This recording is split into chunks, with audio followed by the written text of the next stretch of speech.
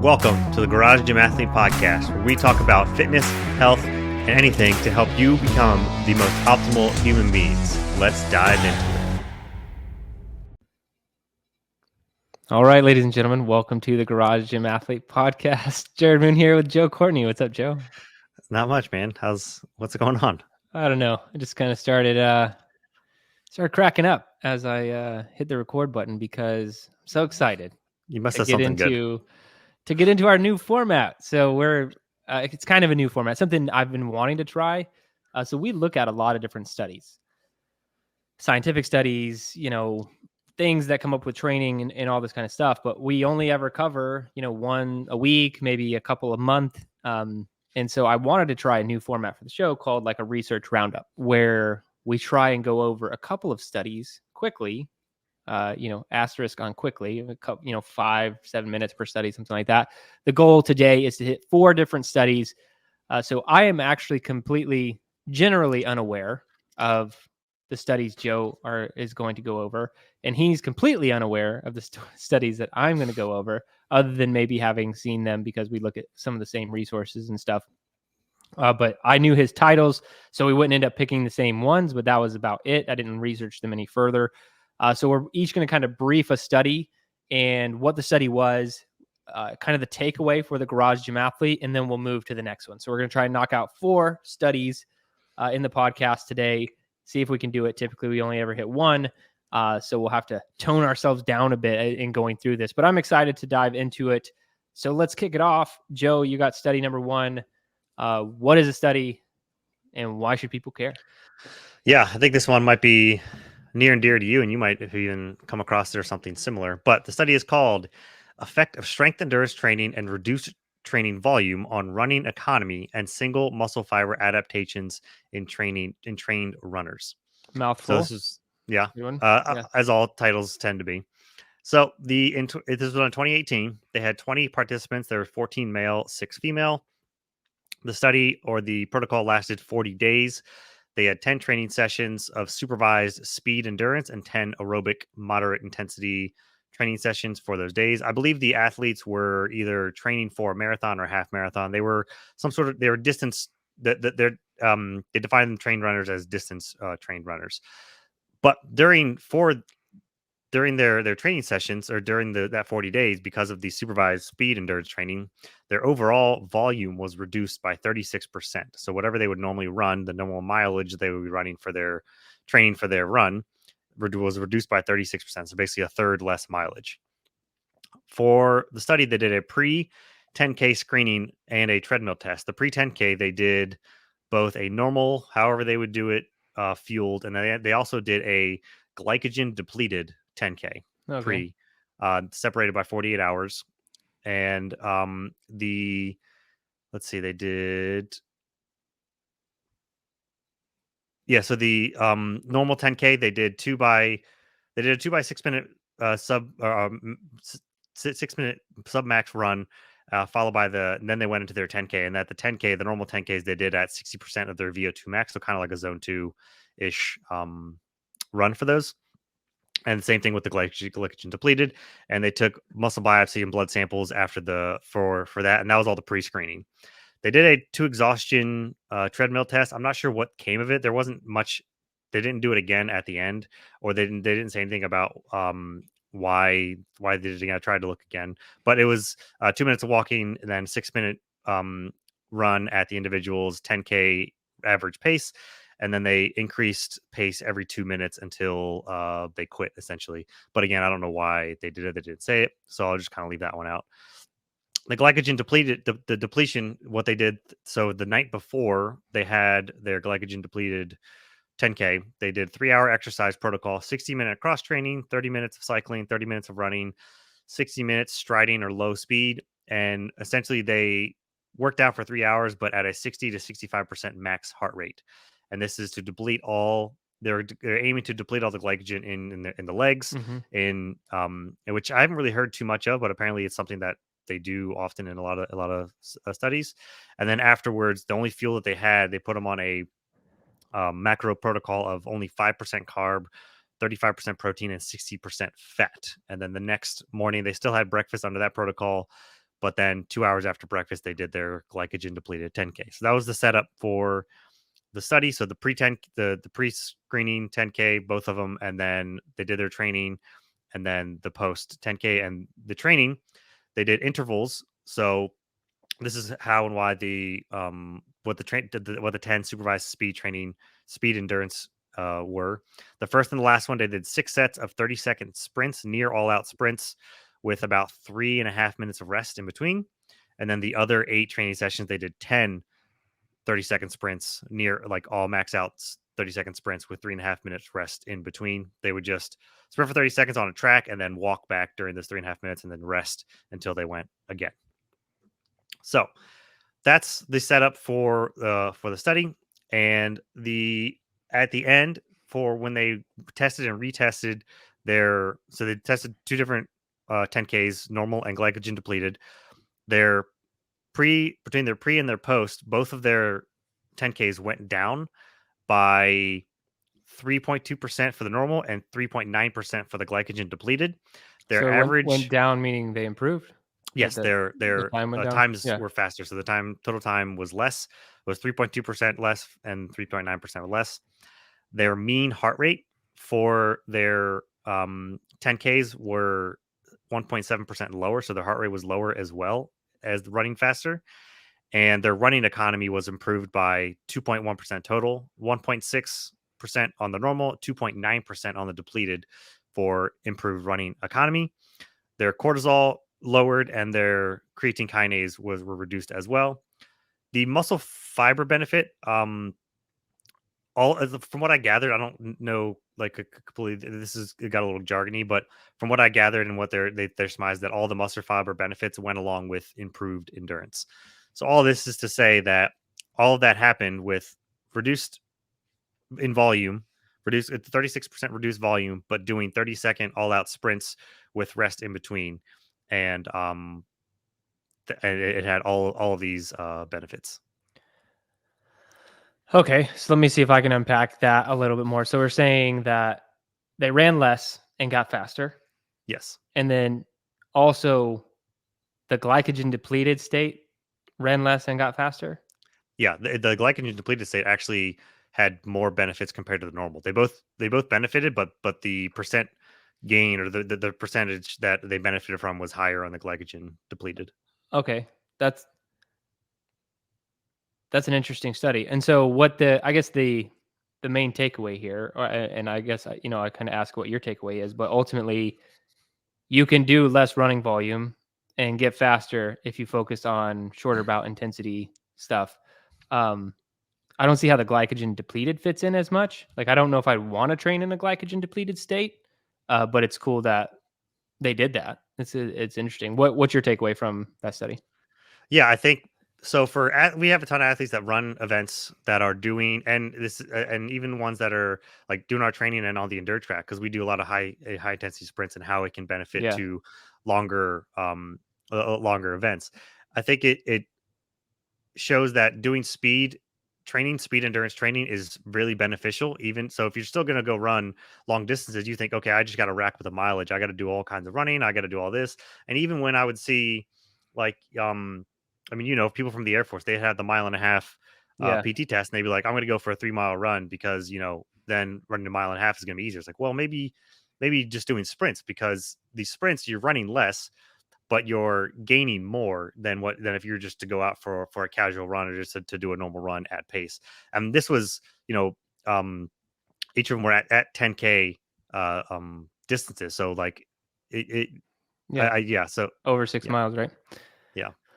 Yeah, I think that, I gave that exact advice in the Air Force when I was physical training leader and stuff. Like, people would come and they'd always come to you like in a crisis mode. Like, I have my Three PT weeks. test is in 3 weeks. And it's like, what do you want me to do? Like, how do I get better? How do I not fail the run or something like that?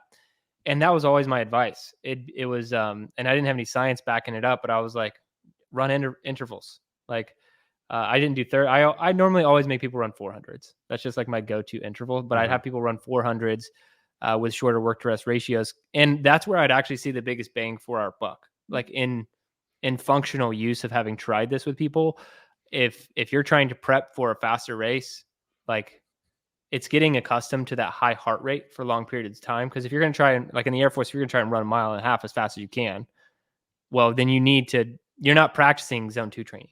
You know what I mean? You're practicing just having really high heart rate for however long as a mile and a half is going to take you, anywhere between 7 to 15 minutes, depending on who you are. So I think that's really interesting. And the glycogen depleted thing, I'd love to dive into that more. That's just so interesting to me. And more jumping into the why behind why did they do that? That's so interesting because I that's where I'm like losing it a little bit. I'm like, I get that. Okay, we can do more speed work and get faster. That's awesome. And awesome takeaway for garage gym athletes. The glycogen depleted state, I think it's cool that they got better. But maybe that's like, because I would never recommend that to someone. I'd never be like, hey, we're gonna make sure that you like get rid of all the carbohydrates in your muscle, and then we're gonna put you on this weird diet where you can't even have carbohydrates after you're done, and then we're gonna run your race. You know what I mean? So I don't know if I would recommend that to someone, but the science behind it is really interesting. Something I probably want to dive into more, perhaps in another podcast. Yeah, it's also weird because I never heard of it either, and I thought it was like, okay, glycogen depleted, so that means they're just having to run fasted. But then they had that crazy training protocol, and then they ate in between, so they weren't fasted, but their muscles were just depleted. So Yeah, because yeah, you can get rid of all the glycogen out of your muscles by exercise, and then if you mhm. never feed those your muscles back with carbohydrates, that you won't completely fill up your glycogen stores again. So Maybe right. it's to simulate like in longer races, there's going to reach a point where you might be depleted, Yeah, and you and just got to then get used to that kind of training, right? You got to get used to like running on empty. That's a good point. Cool. I love it, dude. Anything else from that study? no, I don't think so. I actually ran 30-second sprints today, just because I had studied it and Because I of the haven't ran that science. fast in a long time. Yeah, and I think I definitely noticed my muscles weren't exactly used to it, but yeah, because of the science.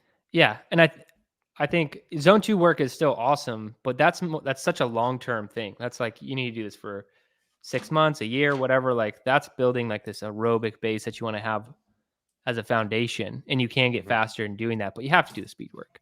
But I'll dive into my study. The title of the study is Moderate to Vigorous Intensity Cycling Exercise Immediately After Visual Learning Enhances Delayed Recognition Memory Performance. So I had a guy on the podcast a while back. I think his name was John Rady. And his whole thing was about mental performance and exercise. I've always been really interested in how the brain responds to exercise, and that's kind of what this study was about. Um, so it was 72 males and females aged 18 to 35, and they were exploring the impact of hard cycling exercise before or after learning on memory, particularly for recognizing emotional and neutral images and examining the relationship between a specific chemical activity in the body and memory performance. Memory was tested 1 week after the learning session. Participants were divided into 3 groups. So there was an exercise before learning, an exercise after learning, and a control group who did no exercise. And they viewed images, exercised or didn't, and then had their memory tested a week later. I think it was, I didn't write it down in my notes, but it was they showed you 180 images, either before, after, or no workout. They showed you 180 images, and then you'd go do a workout, or you do workout and then see these 180 images. And then 1 week later, you'd come back and, oh no, they'd show you, they showed you 90. Scratch that. They showed you 90, then you'd have the exercise session. And then you came back a week later and they showed you 180, so double the amount, and you had to recall which images were ones that you actually saw. Does that make sense? So like Mhm. you're seeing twice as many images and you have to test your memory. And basically what they found was that exercising after learning, but not before, helps improve memory of images viewed even a week later. And they also measured saliva, but there was no that data ended up being useless. Ultimate take away was if you exercised, and if you look at the broader literature across not just this study but everything else, exercise enhances memory function either before or after, and it tends to be aerobic exercise. any kind of like blood getting to the brain. And I remember when I exercise or when I interviewed John, I had that very specific like tactical question. I'm like, all right, man, if I want the best mental performance, like what do I do and when do I do it? And he recommended like, say I wanted to geared up for a work day where I had a lot of mentally demanding tasks. He did recommend working out in the morning before work started, and that was going to help me perform better mentally throughout the day. And then he said, if you can't get a full workout in, still doing something like 20, 30 burpees, like whatever you can fit in, like realistically, like if you wear a suit to work, that might not jive, right? But like for me, I could in my office do 30 burpees, 20 minutes before podcast or something, get some blood flowing. So that's my ultimate takeaway from this and for garage gym athletes. Really cool to see that it can enhance your memory. Exercise can enhance your memory. I wouldn't get too wrapped around doing it before or after. It seems like as long as you are doing exercise um, around the activities, your memory is going to be improved. But still trying to bookend your day one way or the other is kind of my takeaway. So, and I actually flip this on a daily basis. So like some days I start my day with exercise or I end my day with exercise. But I think if you want to get benefits from like memory and recall and all the things that you're doing at work, that would be my recommendation for the garage gym athlete. It's kind of interesting. So, was there a huge difference between before and after exercise? Were they both Yes. benefit or? So they both benefited, but their takeaway was that exercising hard after learning was superior. Hmm. So after you do whatever and then you exercise really hard, that was the best for recall. But like I said, I looked at some other studies and it seemed to be it can kind of go both ways. And the ultimate takeaway is like just do it. Like do it before or after you're learning. That's interesting. And I used to be a lunch worker outer, which is I mean it's not studied in that. So that's kind of I always prefer kind of to work out now in the morning. I just feel like it's easier to get it done and like mental decision fatigue could hit in later in the day. So it might be easier for people to put off. Um Yeah. I but yeah. think I think that's something that you have to factor in with choosing your extra exercise time in general. Like I prefer running I can do whenever. Running I can do in the morning, later in the day. Now that it's finally starting to kind of cool off in Texas, I can run more and stay in zone 2. But like strength training, I don't like to do in the morning. I only like to do that in the afternoon. So somewhere between lunch and into the workday, somewhere around there. Yeah. So I guess if you are studying for something, people, still trying to learn some things, or maybe you're doing some new certification, you get your flashcards, study some, and then go for a run. Yeah, and I'm sure that this has some impact on dementia, Alzheimer's, like that kind of stuff. Like I didn't unpack those studies or what they're looking at, but I do think exercising. I mean, I don't think that I have to make a huge case for exercising on the Garage Gym Athlete podcast. If people are listening, like you probably already are exercising, but it's very beneficial. Hmm. All right. So what's your next study? Mine is the effect of carbohydrate intake on strength and resistance training performance, a systematic review. So mine is a Ooh, systematic review. I like systematic And reviews. yeah, so this was done in 2022, and it was a systematic review of 49 different studies. They looked at carb intake on strength training. They had acute studies, so like shorter term studies, acute studies, or like in the moment, exercise induced exercise. They had some that had exercise induced depletion, short term, long term studies. They had a definite a certain amount of studies. They even had a few that had glycogen depleted, which I found was interesting because I just read about the other one. 13 studies were done fasted. They had 6 studies that were done that both groups were fed on different ones. They had some that were done with placebos, all different kinds of different protocols. There was traditional strength, CrossFit, circuit training, isokinetic as well. Some studies did reps to failure. Other ones had predetermined sets and reps or volume. So a lot of different ways to look at how carbs intake affect strength and resistance training. In the acute studies, 11 of 19 acute studies found no effect for carb intake. 5 of the 8 with the effect were on reps to failure. So more so on the only ones that had a effect on the acute studies were ones that were reps to failure. Some of the low carb or placebo favored the high carb side. The CrossFit tests, most of them found, or they all of them found that there was no differences. Higher training volumes saw that the most benefit from carb intake. The tests were for at least 10 sets per muscle group. So again, a higher volume um, for those. Six studies with glycogen depletion. 3 of the 6 studies favored the high carb, so a little bit more depleted ones if you're replenishing than 50-50 for benefiting the high carb. Short-term studies, 0 of the 5 had any effect. And then 17 long-term studies. The long-term studies went from 3 weeks to 3 months. They were prescribed certain diets with a certain macro breakdown. So it wasn't like, hey, come in here, take this carb supplement or this placebo, and then we'll test you. They actually had a macro breakdown. They were doing dynamic and full body workouts, circuit training, etc. Pretty much all of the same types of training. 15 of 17 found no effect, and 13 studies were 13 of the studies had a keto protocol in those. So out of all of the systematic review, 39 out of 49 studies found no effect on a higher carb intake for strength and resistance training. And the reason why I picked this one out, why I think it is relevant, is because I think there's a lot of emphasis, almost too much emphasis on pre-workout, on nutrition, eating before. I mean, I think nutrition is better to look at as a whole throughout the day.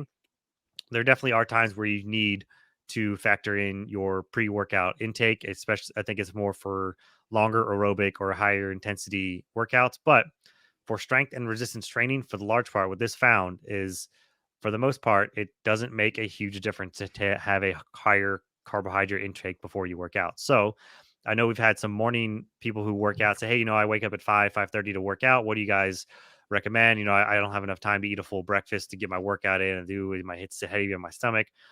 Well, this says that you don't need to eat much. You can either just, if you really need to break your fast, then just have a little bit, have a half a bar, have a whole bar. For not long ago, I was starting to, when I was measuring my macros, I found I needed to eat more, and I was increasing my breakfast, and I felt like that sat a little heavier in my stomach, and Mm-hmm. so now I've reduced that to just like a bar, and I'll have a bar like an hour before, just to break my fast, just to have a little bit, but then I'll go out and work out. And I think that was the main takeaway, is that I think there's, you don't need to put so much emphasis on eating a ton of carbs before you go and do strength and resistance training. Now, the caveat I would say is, and what they found, like the reps to failure or the 10 sets per muscle group. So the higher volume, or like if you're going to some intense strength endurance sets, or if you work out outside. I remember when we were in Bahrain, it was hot as hell, and I worked out outside. I absolutely needed to eat before, because my heart rate was pretty much high the entire time, and I was burning through all that I had. So if you're doing something like that, yes, I think you should pay attention to eating more. But if you're in more of a, moderate temperature, a normal strength and resistance training session, then you don't need to overemphasize that much of a pre-workout meal or eating too much before. Yeah, I feel like that's awesome because it echoes what we've kind of been saying for years. I feel like this topic has come up more than a few times, just doing this podcast, talking with garage gym athletes, looking at the science, people talking about pre-workout nutrition. Um, and my take has always been, if you're, speaking of glycogen depletion, but if your glycogen stores are at a satisfactory level, we're not going to give you a training session, and you're probably not going to do a training session that's going to not only completely empty your glycogen stores, but then also have you continuing to exercise in the glycogen depleted state, which we also found may not be that big of a deal. So as long as you're eating enough carbohydrates, if you're only training, say 45 minutes to 75 minutes to 70 minutes a day, you're fine. I got a lot of questions, and I talked about it on one of the more recent podcasts about my pre-workout nutrition for running. And I talked about how I always do zone 2 fasted, and talked about the reasons behind that. But then also, the only time I eat something before workout in like the running world is if I'm going to be doing sprints, because sprints are a little bit more reliant on glycogen or carbohydrates. And so I'll have a banana. It's not like I'm complicating it, right? It's not like something crazy that I'm eating or some specific supplement that I need. Because I've tried a lot of different like carbohydrate supplements, and uh, it I don't notice any performance increase. You know what I mean? So other than like over a banana, and a banana is like way cheaper, and like you can just have one of those before you exercise. So I think that's a really solid study that kind of echoes what we've been saying for years. Is like, don't worry about it. Like you don't need to have the perfect pre-workout concoction to perform. Yeah, exactly. And like I said, I only have a bar lately. I'll have because I try and work out like 8:30 or something, 8:30, 9 o'clock, and I'll only have like an RX bar, which is like 300 calories or something, or 250 calories, something like that. It's not too much. Yeah, I mean a big meal too would just be that ruins my workout more than anything else. Hmm. I'm like, And that's why I had to change recently because I felt like I would eat and like it'd be 45 minutes later. I'm like, man, that's still sitting kind of heavy on me. I don't know if I have the energy to go out because like I'm still trying to digest. yeah, I definitely don't want to run with a having had a steak and potatoes or whatever. Chicken Not waffles. yeah, chicken and waffles. You got to wait like a solid 6 hours. Well, you know what's crazy about that is like, um, I don't I don't eat out at I mean I eat out at restaurants, but I'm talking about like a big meal. Like I'm talking about like awesome burger and fries and all that stuff. That's not something I do like a couple times a week. I'd Hmm. say maybe a few times a month, maybe like Hmm. 2 to 3 times a month at the max. But when I have one of those meals, because I do it so infrequently, like let's say we had lunch at 11, I'm like done. Like I don't know if I can exercise again that day. Like I can try, but like it Yeah. same for like it just sits in my stomach, feels like it's going nowhere. I just like, and I'm not hungry either for most of the day. So yeah, it's hard to exercise, but really cool study on carbohydrates overall. A lot of good Yep. takeaways there.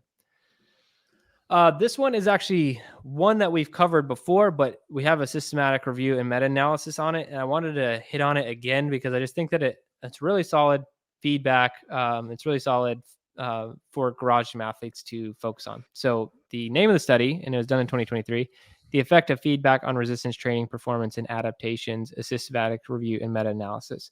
So we've talked about this before, and so I'm going to kind of like very loosely paraphrase. There are different types of feedback that they look at in the literature. Feedback, I'm talking about like actual feedback that you get during a training session. And the first one is like a coach giving you feedback or a training partner giving you feedback. And they'll be like, hey, move the bar faster or good job on that set, whatever. So there's these verbal cues, these verbal feedback. That's one. The second type of feedback that they look at is actual like data based feedback. So in lifting, what they're typically looking at is barbell velocity because it's very like there are apps that can do this. You can measure barbell velocity, or you could be doing 30-second sprints like you're talking about, or whatever. Now everyone has like a GPS watch attached um, to their wrist, right? So when you're running a 30-second interval, you're getting that feedback immediately of was I fast or was I slow? Was I faster or slower than the previous one? And all the data is pointing to this one looked at 20 different studies. And it looked at resistance training, speed, technical ability, and all these different things. So it looked at a lot of different types of feedback given, kind of like I was hitting on there. But it basically saying they're both effective.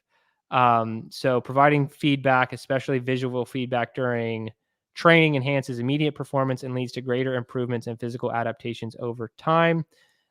So an athlete being able to see their performance is actually a really big deal and helps you improve a lot. And it can help you improve in running. It can help you improve in strength training. So my recommendation, my takeaway from, like I said, we kind of talked about this before, but like for this podcast, is implement that into your training. It's easy for garage gym athletes to train, like maybe train alone, like I train alone and never get any feedback, never really know how I'm doing. I do know how I'm doing on my runs because of like a GPS watch, but in the strength world, other than like, are my weights getting heavier or my staying the same? I'm not getting a lot of feedback in strength because I don't train with somebody. And even when I do, they're typically not somebody who's going to be giving me feedback on how to squat better. You know, they're not like a coach. It's normally like a family member or something like that. So implementing as much tech as you can, as you find appropriate, that's not going to take away from the training session can be an amazing training partner for the garage gym athlete. So if you like Google like barbell velocity apps or something like that, you'll find a couple, and you can set these things up on your phone. You can, they have these little things that kind of attach to the ground, and then it attaches to the barbell. It's like a little cable that like pulls out like a tape measure type thing, and it'll give you barbell velocity feedback. So you can actually see if you're moving faster, and we could unpack velocity and moving weight faster and how awesome that is for gaining more strength. But it goes a long way, and the systematic review and meta-analysis kind of proves it, that you should be getting feedback in some capacity. In garage gym athletes, we typically don't have that training partner or coach there every single day giving us that feedback, and it's huge for your improvement. So at a minimum, video yourself and just kind of think, did I move faster this set or this set? That's one thing. Or actually invest a little bit into things that can measure your barbell velocity and measure these things and look. And I'm not thinking like, I don't think you have to do something, you have to do this every single training session. But if like Monday squat day and you're like, I do want to kind of improve my squat, or I want to get stronger here, you don't always have to just lift more weight to get stronger. Kind of like the same idea with running that you said in your first study. You don't have to just always do more volume to run a faster 10K time. Sometimes you can just run harder for shorter durations. And that's the same with lifting. You don't always have to do more volume or more weight. Sometimes you can just lift faster, and that will give you more power with those dynamic efforts, and you'll be able to lift more. So if you focus a little bit more on your dynamic efforts in your lifting, and you pay attention to what your smartwatch is saying on your runs, and actually take that feedback and try and improve on those, you will become a better athlete. To be honest, I think if I didn't have technology these days as a solo athlete, 99% of the time I train, I don't think I would make as much improvement. I'd get stuck in really big ruts. I wouldn't realize where my performance really was. And so this study really just resonated with me, because I think as a garage gym athlete, these days you have to embrace a lot more technology that we didn't otherwise have back in the day, that can hold you accountable and also make sure that you're pushing forward. Yeah, I think we really need to dive into some of these velocity, either apps or devices, because they've been kind of floating around, and I've been waiting for them to like get better and for the technology to improve, or just to be, financially a little bit cheaper. So I'm pretty sure there's got to be some good ones out there to test out and to see how they measure up. Because I've been interested on the barbell velocity side, especially because it's in so many studies. Uh, Cardio wise, that's definitely an easy one for needing to use. And I don't think I could do a run without my Garmin anymore, or some sort of Well, it actually doesn't watch. count. If you do a run and you didn't track it on your Garmin, it doesn't count. Exactly. Yeah. Yeah, it doesn't upload to Strava, and then I've never gained anything. Yeah. I think that's always been part of the shittiest thing about rowing, because the screen is staring you right at the face in the rower. Yeah. There's nowhere else to look. And if you know your 500-meter splits and your stroke count, and you start to fall below that, you're like, son of a bitch, I'm tired, but I know I can go faster than this. I know my pace is better than this, so I have to pick it up. That's what I hate about the 2,000-meter row, is because I always have that screen on there where it's giving you your projected finish. And I know if I want to finish at 7 minutes or less, it's right there on the screen. And so like, say I'm at like a 6:45 2,000-meter row pace, and I'm only 30 seconds in though. And I'm like, this feels like hell. And you're like 30 seconds in, you're like, I don't have a lot of wiggle room in getting slower. That's why it's so crappy. So yeah, the feedback, it's good and it's bad. Like, I wish I didn't run a single PT test in the Air Force with a GPS watch ever. Like, I never had that. Mhm. I don't, yeah, I mean, I don't even, dating myself a little bit, I guess I don't even know if they really existed to that degree, to where they could really like pinpoint your exact pacing like on a track, when I was active duty at least. So now, and so I always did the math back in the day when I would do those runs, and I'd be like, okay, every 100 meters need to be this many seconds. Like, I just did the math, which is similar, right? But if I could just look at my watch and be like, okay, here's the pace that you're running at right now, or the pace for the quarter mile or whatever, you can utilize that feedback instantaneously to improve your performance, right? I mean, your fitness has to be there. You can't just run as fast as you want. But if you kind of know where you want to finish somewhere, then you can. And then looking at barbell velocity, I have used some of these like in gyms before, like visiting people who own gyms or something. I don't have one here. I don't have anything that measures my velocity. But I'm like you. I want to dive into that. Maybe it's something that we can do on YouTube or the podcast, but I think it'd be really cool to look at those things because I mean, I've been harping on barbell velocity for like a decade. Like I just Hmm. think that it's so important to move weight fast to be able to truly get stronger. So I think it's definitely something that every garage gym athlete can throw into their arsenal. But when we have looked at them in the past, they are very expensive. It's like very expensive systems, and you're like, well, is it really worth it? But we'll look more into it and see if it's something that we can pursue here at Garage Gym Athlete. Yep. Cool. Well, that was our first research roundup. How do you feel about it, Joe? Pretty good. I mean, it was a lot of reading on these studies, a lot of um prep, but I think we got some really good ones for Yeah. sure. Athletes, let us know what you think about the research roundups. So if you are in the community, let us know there. And if you liked it, 5-star review, positive comment goes a long way for the show and your favorite podcast player. We really appreciate that as well. For all of our athletes who are around training, doing awesome things, thank you so much for being a part of the community. If you want to test out our training, see what it's like, you can go to garagegymathlete.com and you can sign up for a free trial. We would love to have you there. But that's it for this one. Remember, if you don't kill comfort, comfort will kill you. Listening to the Garage Gym Athlete podcast. If you want to learn more, go to garagegymathlete.com. You can learn about our training. Let us send you a copy of our book, The Garage Gym Athlete, or you can even get featured on the Garage Gym Athlete podcast. Thanks for listening.